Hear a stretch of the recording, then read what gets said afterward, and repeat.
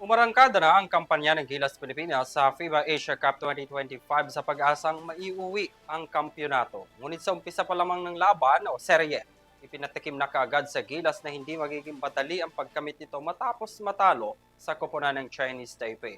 Ang maaksyong tagpo sa tapatan ng dalawang koponan, tunghayan sa report ni Son Santiago.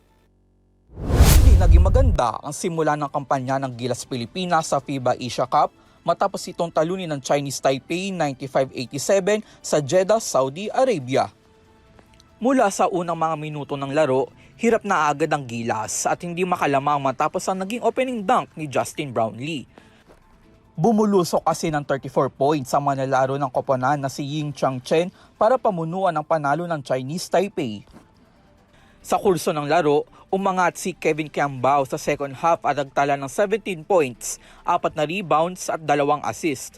Si Justin Brownlee naman ay nakapagbigay ng 19 points, ngunit na foul out ito sa fourth quarter dahilan para tuluyang bumaksak ang tsansa ng Gilas.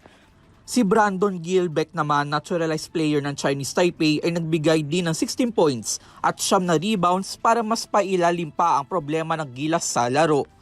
Sa kabuuan, umabot sa 36-32 ang agwat ng punto sa second quarter, ngunit nagtapos pa rin na lamang ang Taipei sa score na 43-34.